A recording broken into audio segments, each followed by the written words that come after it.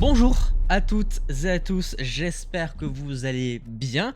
Bienvenue dans cette troisième vidéo, réaction, review à la série Alice in Borderland, série que j'ai découvert tout récemment, c'est-à-dire aujourd'hui, puisque j'enchaîne déjà le troisième épisode, avec deux premiers qui m'ont vraiment ultra convaincu. Je suis en binge watch, il y a fortement moyen que je me fasse la saison 1 en one shot et ça me permettra aussi de bosser tranquillement les vidéos que je vous propose sur cette série. La dernière fois, souvenez-vous, on avait réagi à l'épisode 2 qui nous posait de nouvelles questions, notamment sur la temporalité et la distorsion temporelle que pourraient connaître nos différents personnages qui apparemment ne seraient pas arrivés ou ne seraient pas disparus en même temps. Tout ça n'explique tout de même pas comment ces différentes personnes sont arrivées dans ce monde virtuel, on va l'appeler comme ça pour le moment. Je sais pas trop sur quel terrain me lancer. Et entre manipulation et jeu de cartes bizarres, aujourd'hui je vous propose de réagir à cet épisode 3 qui, je l'espère, nous donnera peut-être quelques indices,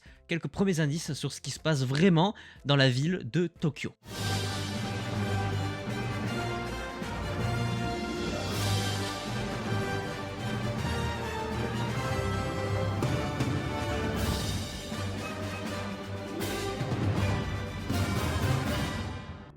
C'est parti pour troisième épisode. On en reviendra donc à la fin de l'épisode 2 avec cette épreuve qu'ils ont passée. Avec les personnes, oui, qui du coup apparemment jouent au même jeu mais dans un camp différent. Du coup ils ont gagné 5 jours sur leur visa. Karube et Harisu. Ça sert à quoi tout ça? Ah ça on sait pas, hein. C'est bien toute la question. Hein. Ce qui me surprend, c'est que je sois prête à tout faire pour survivre. Ça je pense que tout le monde le sait pas ça. Jusqu'à que tu sois confronté. Harisu a l'air d'être quand même le personnage principal hein, du show. Il y a le délire de la plage aussi. Qu'est-ce qu'est la plage? Retourne à la plage, il y avait marqué... Enfin, c'était le Tolkien qui disait ça. Quel est ce bout de papier? Je comprends rien. C'est censé indiquer quoi? Ok, bizarre. Intro? Ah, ce son. Je vais le dire à chaque fois, mais... Il est trop bien ce son. Mon visa expire aujourd'hui. Ah oui. Bah les deux là. Shota et elle, ils ont pas joué, donc les deux ils expirent aujourd'hui. Shibuki elle s'appelle. Tu sais à quel point j'ai trimé pour entrer dans cette boîte. On n'a pas d'autre choix que de faire confiance à cette voix. Ouais bon alors j'irai pas jusque là. Chotan ne pourra pas nous suivre. Expire aujourd'hui. Donc ils sont obligés d'aller jouer. Le problème c'est sa jambe quoi. Et lui son ventre s'il joue en tout cas. Juste pour pouvoir survivre. Cette phrase elle va avoir tellement d'importance sur la suite. C'est évident. La notion de survie se ressort d'autant plus dans ces moments-là. C'est particulier tout ça quand même. Hein. C'est bizarre ce qui se passe. Parce qu'au point de mourir, c'est quand même qu'il y a une entité au-dessus qui est démoniaque, quoi. Parce que là, les gens, ils meurent vraiment, quoi. La seule chose que j'ai en tête, c'est survivre. Oui, mais ça, c'est logique, du coup. Pour le coup. On ne se doute pas de ce qu'on est capable de faire juste pour survivre. Et on le sait pas tant qu'on l'a pas vécu. C'est ça qui est horrible, en vrai. Pourquoi il a une bague? Il voulait vraiment demander en mariage la meuf du bar? Ah putain, il en était à ce niveau, quoi. Alors qu'elle était mariée avec le boss du bar, justement. Nouvelle arène de jeu. Wouh! Avec un petit faisceau lumineux, là. Ah, tu vois, il y en a deux, là. Je suis allé récupérer un truc. Comment ça, t'es désolé? Et ça y est, il y a des tensions. Super. Tu sais pourtant que pour Shibuki et moi, tout peut se terminer ce soir. Il y en a un qui va mourir dans l'histoire, là. Hein. On va être en retard. Je le sens, je l'ai dit, de toute façon, que ça allait créer une problématique. S'ils y vont tous les quatre ensemble, là. La première fois, c'était peut-être un coup de chance, mais... Là, faut voir. Oula. Ça a l'air d'être très vitré.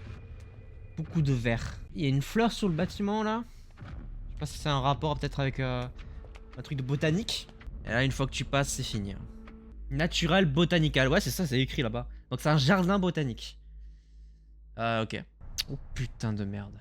Est-ce qu'il va y avoir, genre, je sais pas, des animaux, des plantes sauvages, ce genre de choses? Ah, le jeu se joue à 4. C'est-à-dire qu'ils sont que entre eux. Ah, je le sens mal, hein. Oh putain. Oh putain. Ah, moi, je prends la hache.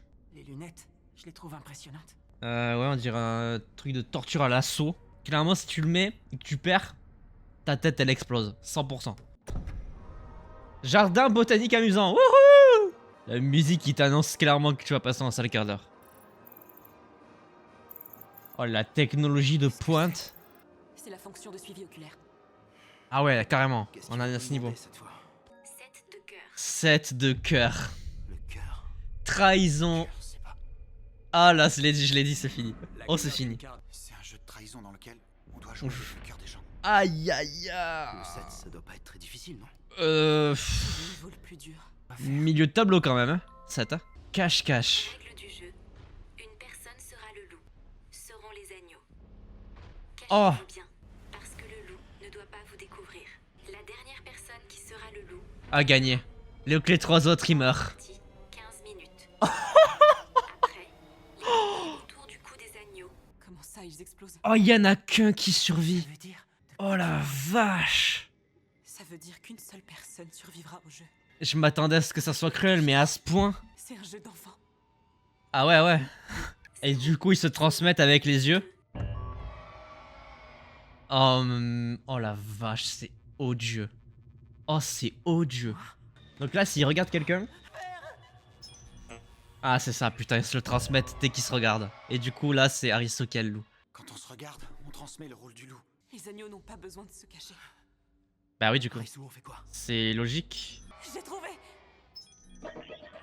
Elle va se barrer. Elle va se barrer. Ouais, c'était sûr. 100% c'était sûr qu'elle allait se barrer, cette conne. Oh la vache, ça va partir tellement en couille. D'où le jardin botanique pour se cacher avec différentes plantes, etc. quoi. La cruauté de ce jeu. Oh, je suis en train de prendre conscience, mais c'est odieux. Ah, en plus, ils peuvent se parler entre eux. Oh là là. Oh là là. Oh là là. Oh là là. Oh là là. Oh, le pire jeu de l'histoire. Oh, alors lui là. Lui, il est dans une sacrée merde aussi. Hein. Aristo! On devrait trouver une solution! T'es trop naïf. Y a pas là. On a une carte cœur. Là, y a pas de solution en fait. Oh bah alors lui, vraiment. Lui, il a complètement abandonné par contre. Hein. Oh, sainte mère. C'était trop pour lui. Ce que t'es capable de faire pour survivre, c'est que lui là, il va tout faire pour pas tomber sur les autres. Hein. Alors que ce sont ses potes. Je crois surtout que tu veux être le dernier survivant. T'as rien construit, t'as une vie de nul. Oh la connasse! Ça n'a aucun sens si ceux qui ont envie de vivre sont finalement obligés de mourir. On pourra pas tous s'en sortir, c'est pas la peine d'espérer! Ah bah merci quand même. Merci quoi. Ah ouais, alors la Shota, c'est 20 sur 20. Oh la violence. Je t'assure que tu pourras me sauter. Ah le jeu est horrible, hein, vraiment. À mon avis, c'est incassable. Hein. Les objets, ils sont pas là pour démonter le truc, ils sont là pour buter les autres. Où tu t'es planqué? Montre-toi! Ah, il essaye quand même. Hein. Ouais, si tu le casses, tu meurs. Si t'essayes de le briser, tu meurs. Je suis désolé. Je suis désolé! Tout ce que tu sais faire, c'est t'excuser tout le temps! T'entends? Je suis désolé. Si t'es juste bon à être un loser toute ta vie, tu crois pas? Waouh. Faudrait mieux que ce soit moi le loup! Oh la bague. Temps restant 5 minutes. Tu es le garçon le plus gentil que je connaisse.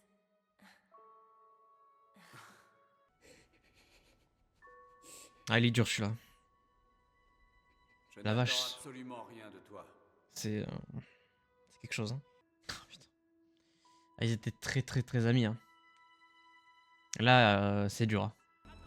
Ah, ils ont fait les 400 coups ensemble. C'est d'autant plus cruel. Je réagis pas beaucoup là, mais c'est en même temps, c'est compliqué. Vous serez plus là. J'ai que vous deux sur qui compter. Karube, Chota, vous êtes où les gars? Y a pas d'erreur dans les règles du jeu. Les agneaux doivent se planquer pour que le loup ne cède pas. Je comprends mieux.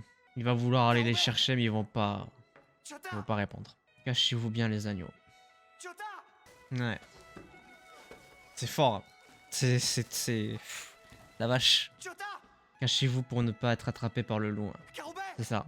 Putain, la vache. C'est horrible. C'est beau et horrible à la fois. Oh, et lui qui l'empêche complètement d'agir. C'est terrible. Karube! Quand je suis avec vous deux, j'oublie tous mes problèmes, c'est génial. Vie pour nous. Fouah. Frère. Je le mérite pas. Je devrais pas être le seul à rester vivant. Garibay.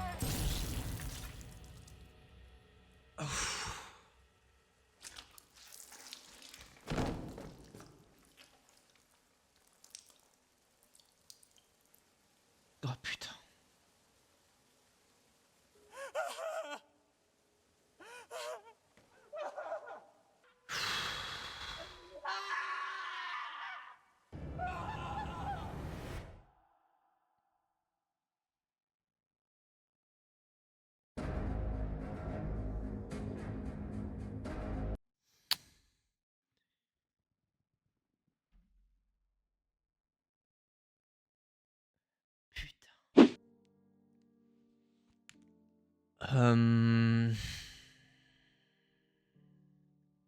Je sais pas quoi te dire. Je m'attendais à ce que ça soit plus ou moins violent, mais pas aussi compliqué émotionnellement parlant en fait. Pas aussi impliquant. Je me doutais bien qu'il y en avait au moins un qui allait pas survivre à ce truc-là et que le jeu de trahison était inévitable à partir du moment où ils étaient que 4 à jouer, mais la violence émotionnelle de cet épisode, ça me rappelle à quel point j'avais pas du tout apprécié l'après épisode 6 de la saison 1 de Squid Game, là, quand ils jouent tous au jeu de billes et que celui qui perd, il se fait tuer et il le savait pas avant de jouer au jeu et ils s'étaient mis ensemble par affinité. C'est vraiment ce principe-là qui est mais d'une cruauté telle que c'est indescriptible et j'ai pas envie de... Je suis dans le déni de ce process-là tellement c'est... Putain de merde, c'était tellement violent. Ça intervient tellement tôt, surtout par rapport à l'histoire entre les trois persos. C'est d'autant plus choquant de se dire que ils vont vraiment pas du tout fonctionner ensemble sur le reste de la série, parce que là, ils sont tous les deux, Karube et Shoto, ils sont tous les deux morts. Alors qu'ils ont commencé ensemble. Il n'y a pas ce truc où ils ont été tous les trois amenés de différentes manières. Non, ils étaient tous les trois ensemble quand ce truc-là a commencé. Et même avant ça, ils étaient amis depuis des années et des années. Putain, la violence. On est qu'à l'épisode 3 de la saison 1. Il y a les deux du trio qui sont déjà morts. Je suis choqué. Ça m'a tué. Il y a tout qui est beau dans cet épisode. C'est indescriptible. On n'apprend rien sur le lore de l'univers, de comment ils ont fini là, etc. On se concentre vraiment sur un jeu terrible, le jeu du cœur qui est mais d'une atrocité. J'ai même pas envie d'imaginer les autres jeux de cœur qu'on va se manger parce que là c'est... Waouh la vache, c'est surpuissant. J'ai rien à dire. Je suis choqué, je suis vraiment choqué, je suis dans le déni de ce qui vient de se passer. Je m'attendais pas à autant de...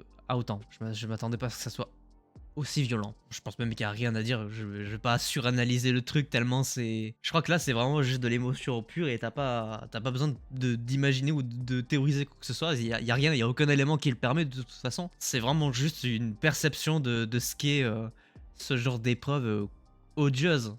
Et la construction de l'épisode elle est parfaite sur ça parce qu'en fait tu pars du principe qu'en fait il doit soi-disant se cacher à la base pour pas que les agneaux le trouvent. On te fait comprendre dès le début qu'en fait c'est pas vraiment ça qui est le cas, c'est vraiment le loup a priori qui doit se cacher pour pas que les agneaux le trouvent, alors qu'en fait c'est tout le contraire, parce qu'il y a un cheminement de pensée et un truc émotionnel qui se met en place qui fait que celui qui est le loup c'est celui qui mérite le mieux, entre guillemets, le plus de s'en sortir, celui qui est le plus sain, ou j'en sais rien, je sais pas sur quoi ça se base, mais au final c'est bien les agneaux qui doivent se cacher pour pas que le loup les retrouve, parce que c'est lui qui doit sortir vivant de ce truc-là et que les autres sont dans l'acceptation de la mort. Ah, les épreuves de cœur, je vais pas les aimer. Je vais vraiment pas les aimer. Elles sont d'une atrocité indescriptible. Et ben voilà, hein, j'ai envie de vous dire, rendez-vous très vite pour la suite de la série. Je pense que là, je vais faire un break. Pour le coup, je pensais que j'allais binge-watch.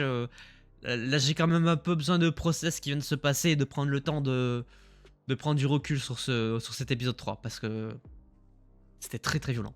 Voilà, sur ce... j'ai du mal à conclure la vidéo tellement je suis un peu sous le choc. J'ai envie de vous dire à très vite pour l'épisode 4. N'hésitez pas à vous abonner, à activer la cloche pour ne pas manquer les prochaines vidéos, à mettre un pouce bleu sur celle-ci si elle vous a plu. Voilà, je vais faire un petit break. Donc portez-vous bien, c'était votre Captain. À la prochaine.